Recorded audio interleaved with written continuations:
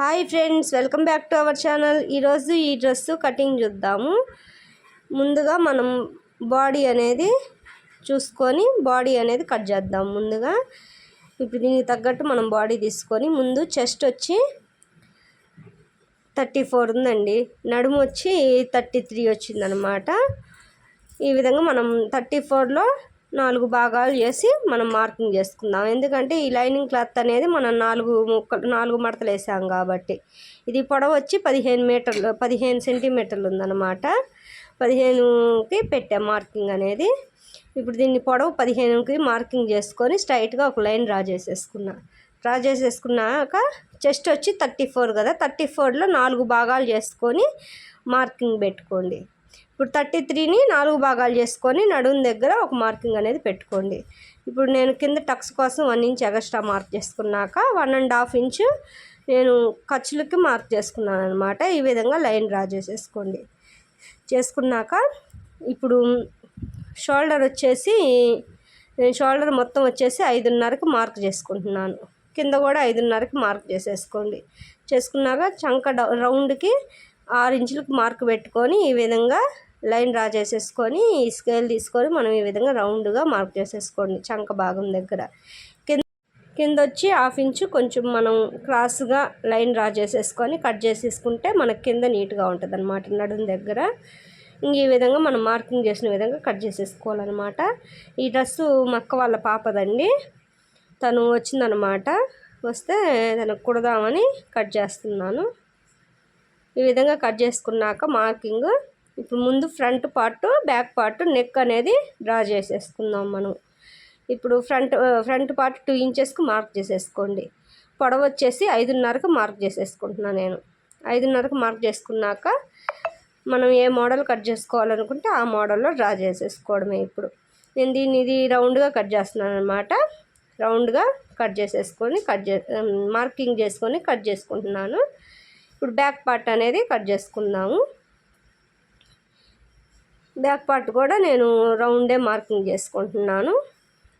ఈ విధంగా 2 ఇంచెస్ నెక్కి పెట్టుకొని పొడవు వచ్చేసి నేను 6 ఇంచెస్కి మార్క్ చేసేసుకుంటున్నాను అన్నమాట. బ్యాక్ పార్ట్ వరకు మార్క్ చేసుకున్నాక ఈ విధంగా స్కేల్ తీసుకొని డ్రా చేసేసుకొని ఈ రౌండ్ అనేది డ్రా చేసేసుకుంటున్నా. ఈ విధంగా మనం మార్కింగ్ చేసిన విధంగానే కట్ చేసేసుకోవాలన్నమాట. ఈ శారీ వచ్చి ముక్కల చీర క్లాత్ అన్నమాట. ముక్కల చీరలో ఇది వచ్చి బ్లౌజ్ పీస్ వచ్చింది మనకి.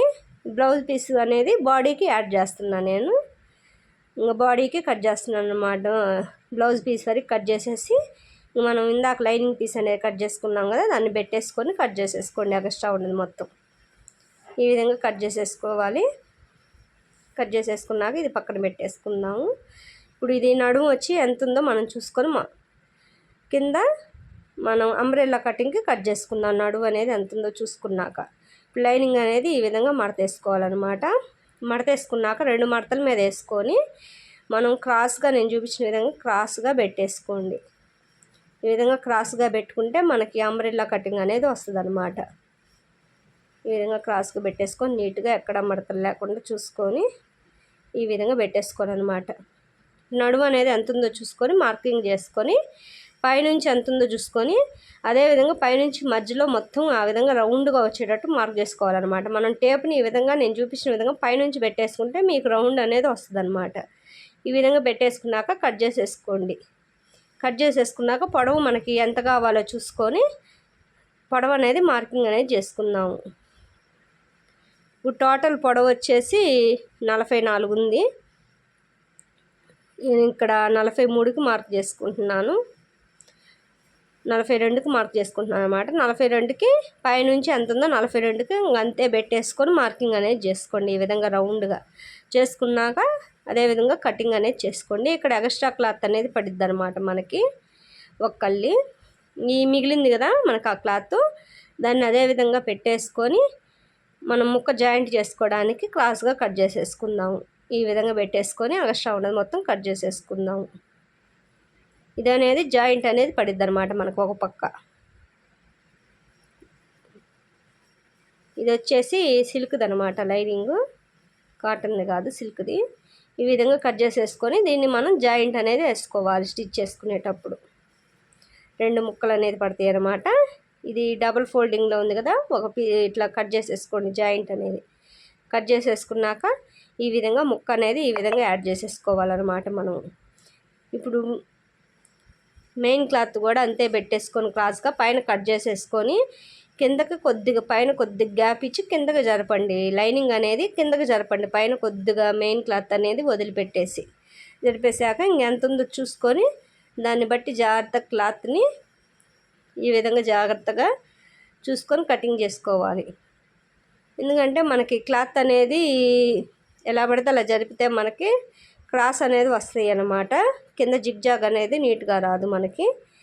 స్టిచ్ చేశాక ఈ విధంగా వచ్చిందనమాట. హ్యాండ్స్ అనేవి నేను ఈ విధంగా పెట్టేసుకున్నాను.